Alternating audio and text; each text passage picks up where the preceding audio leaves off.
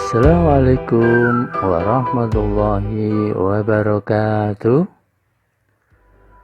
Semangat pagi anak-anakku semua.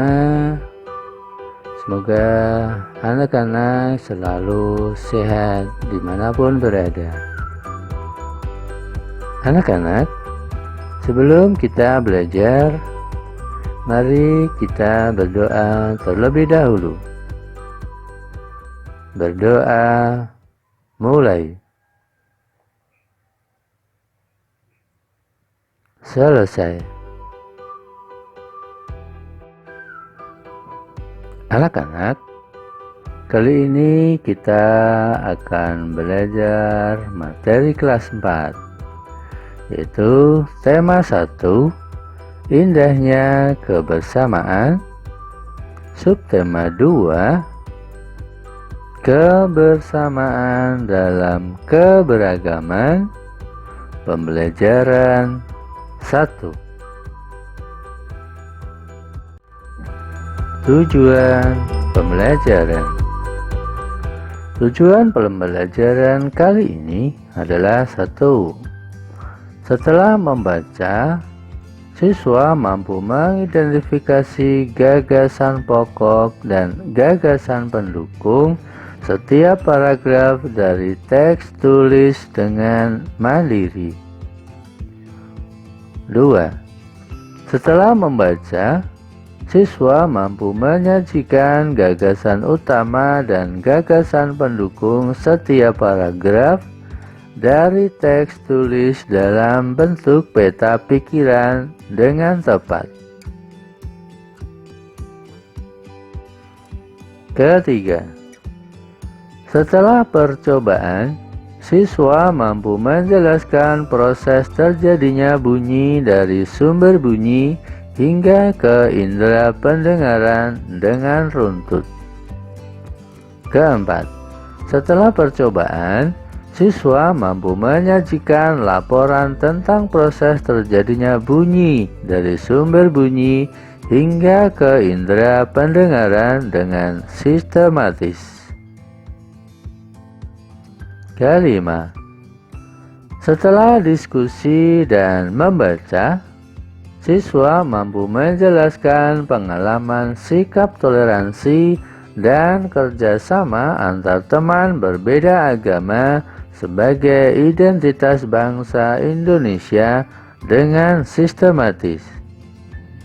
Keenam, setelah diskusi dan membaca, siswa mampu mengomunikasikan pengalaman sikap toleransi dan kerjasama antar teman berbeda agama sebagai identitas bangsa Indonesia dengan sistematis. Nah, anak-anak, sebelumnya kamu sudah banyak belajar tentang indahnya keberagaman budaya Indonesia. Sekarang, kamu akan belajar tentang menjalin kebersamaan dalam keberagaman agama.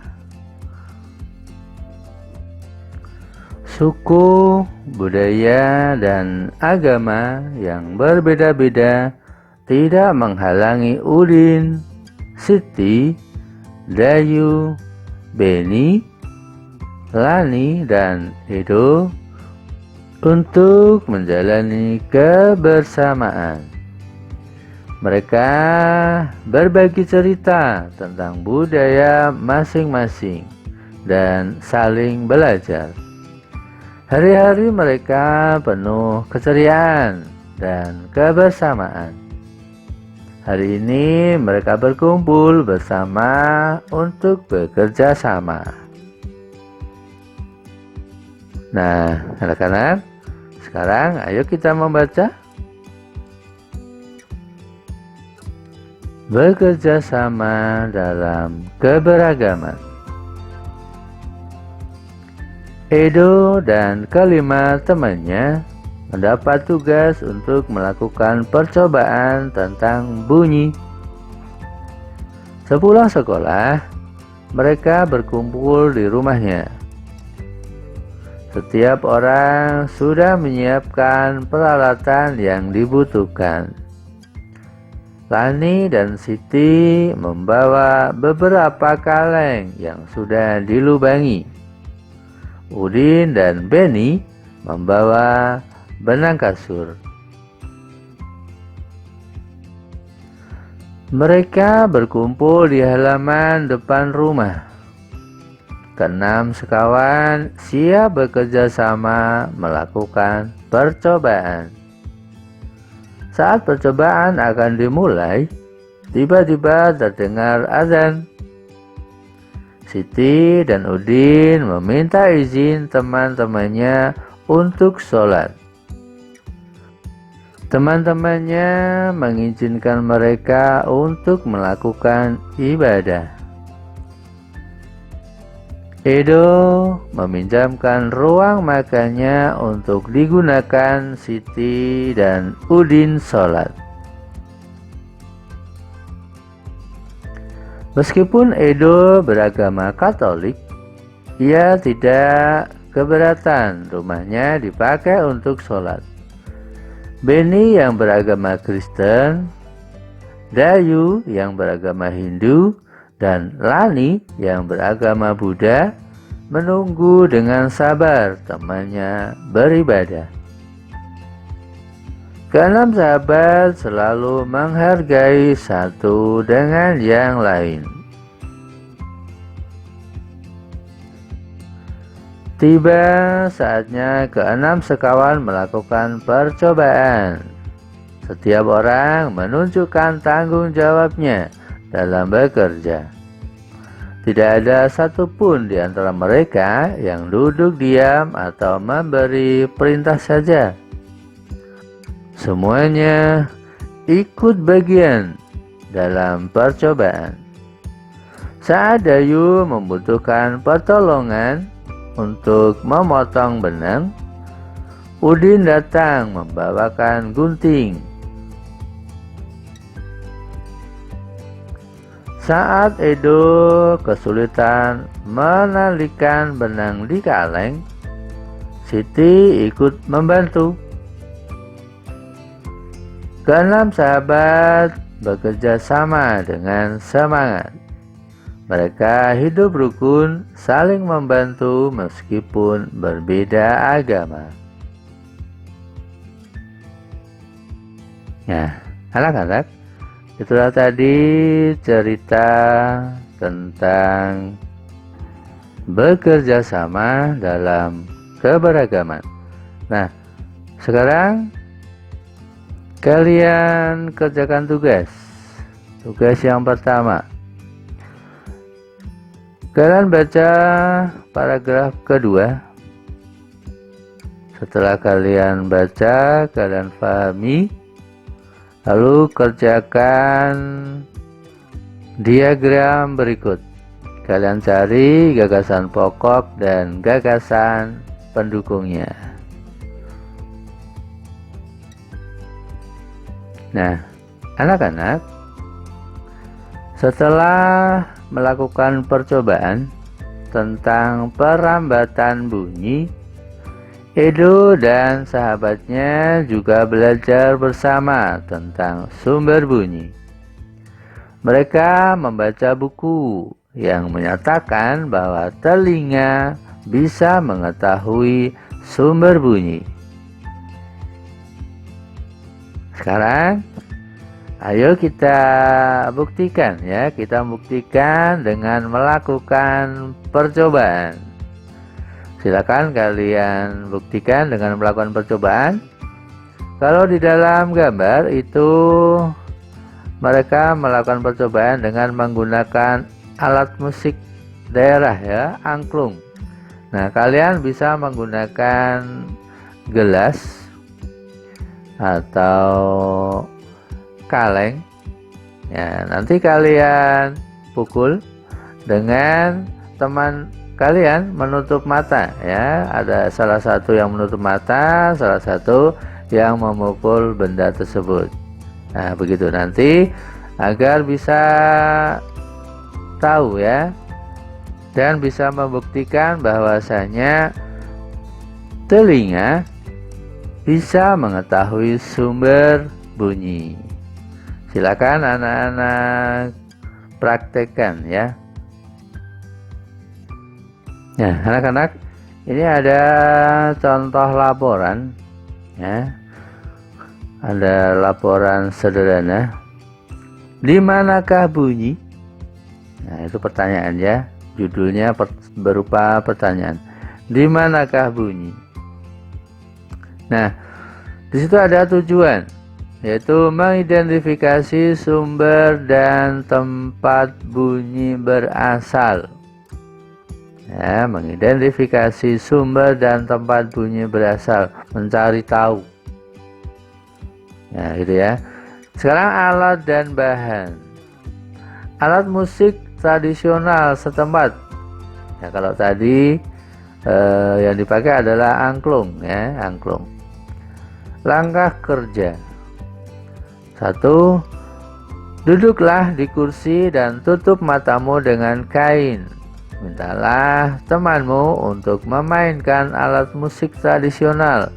Contohnya angklung tadi ya. Kalau kalian nanti mencobanya pakai gelas, ya jangan ditulis angklung tapi ditulis gelas. Nah, seperti itu.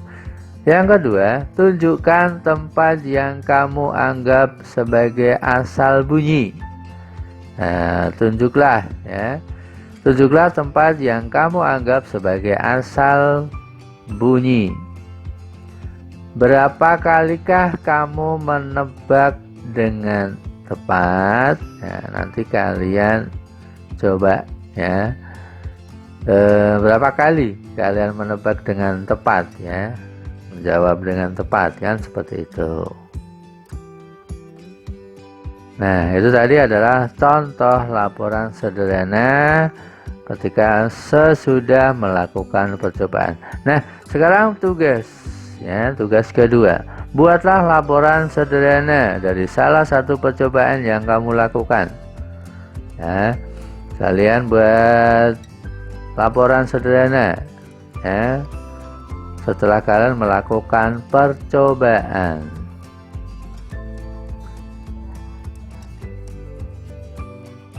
Nah, sebelum kalian membuat laporan sederhana, akan Pak Guru sampaikan ini adalah bagian-bagian dari laporan ya. Terdiri dari 1, judul laporan kegiatan percobaan. Judulnya apa ya? Judulnya apa? Ditulis. Setelah itu nama percobaan, namanya apa? Nah, setelah nama, tujuan percobaan. Nah, tujuannya apa? Gitu ya. Alat dan bahan, kalian sediakan alat dan bahannya ya. Alat bahannya apa? Ditulis. Nah, kelima, langkah kerja. Langkah-langkahnya bagaimana? Kalau tadi teman kalian tadi kan salah satu duduk di kursi, matanya ditutup, dan salah satu membunyikan alat musik angklung ya. Nah, itu langkah-langkahnya seperti itu contohnya. Nah, sekarang yang keenam, hasil percobaan. Nah, hasilnya bagaimana? Begitu ya. Dan yang ketujuh, kesimpulan. Nah, kesimpulannya nanti kalian simpulkan sendiri gitu. Nah, silakan laporan tersebut nanti ditulis, dikerjakan di kertas folio ya, di kertas folio. Nah, anak-anak, kita lanjutkan materinya ya. Indra pendengar atau telinga. Kita wajib bersyukur kepada Tuhan Yang Maha Esa karena telah menciptakan bentuk tubuh yang paling sempurna. Salah satunya adalah kita diberi indera pendengar atau telinga. Dengan menggunakan indera ini, kita bisa mendengar berbagai suara seperti kicauan burung, suara air mengalir, dan musik. Tentu ada suara-suara yang lain juga ya. Nah, apa saja bagian dari fungsi indera pendengar? Nah, ada yang tahu? Nah, hal apa yang perlu kita lakukan untuk merawatnya? Nah, agar kita tahu, mari kita pelajari lebih lanjut. Nah, inilah indera pendengaran atau telinga ya. Gambarnya seperti itu, kalian cermati. Situ ada gendang telinga, ada rumah siput, ada daun telinga, ya, dan seterusnya. Bagaimana telinga merasakan getaran? Bagaimana ya? Nah, semua bunyi membuat udara bergetar. Getaran bunyi mengenai gendang telinga yang berupa selembar kulit tipis. Saat itulah gendang telingamu juga mulai bergetar. Nah, getaran dari gendang telingamu menjadi lebih besar di telinga, yaitu di bagian tengah, dan diubah menjadi pesan-pesan listrik di telinga dalammu. Nah, itulah penjelasan dari indera pendengar. Nah, anak-anak, sekarang kita lanjutkan belajar dari cerita. Ya, Pak Burhan selalu memulai kegiatan di kelas dengan berbagai cerita. Bukan Pak Burhan yang bercerita, tetapi anak-anak di kelas yang bergantian bercerita. Berbagai cerita selalu dinantikan oleh anak-anak. Semua ingin memperoleh kesempatan bercerita. Pagi ini, Pak Burhan mengajak anak-anak berbagi cerita seputar hari raya.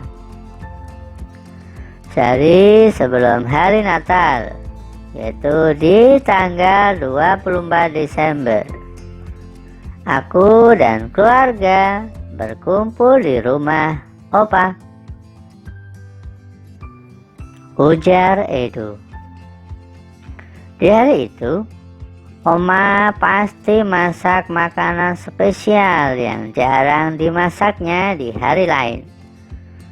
Papeda juga menjadi makanan spesial yang dihidangkan di malam Natal. Kami sekeluarga berkumpul hingga larut malam dan mengakhiri malam dengan berdoa. Nah, kalau di hari Natal, pada tanggal 25 Desember, kami sekeluarga pergi beribadah Natal di gereja. Wah, ternyata hampir sama seperti Hari Raya Idul Fitri ya, ujar Siti. Kami pun di hari Idul Fitri selalu berkumpul dan saling memohon maaf dengan kerabat dan saudara setelah ibadah di masjid. Tambahnya, iya, sama seperti itu pada hari Natal. Saat Idul Fitri juga selalu ada makanan spesial, yaitu ketupat dan opor ayam.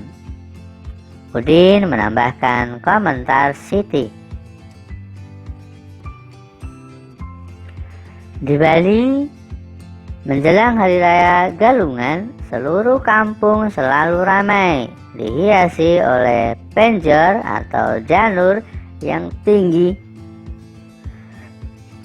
Kami sekeluarga lebih sering pulang ke Bali menjelang Hari Raya Galungan agar bisa berkumpul dengan sanak saudara di sana. Sebelum merayakan bersama, keluarga melakukan kegiatan ibadah di pura. pada pagi hari. Kata Dayu. Nah, itulah tadi cerita yang disampaikan oleh Dayu dan teman-teman. Nah, sekarang tugas yang ketiga, silakan kerjakan. Ya, ceritakan pengalamanmu memiliki teman yang berbeda agama. Perbedaan apa yang kamu ketahui? Nah, bagaimana sikapmu terhadap perbedaan tersebut? Silakan dikerjakan di buku tugasmu. Nah, anak-anak, itulah materi yang kita pelajari pada hari ini. Kita cukupkan. Terima kasih atas perhatiannya. Assalamualaikum warahmatullahi wabarakatuh.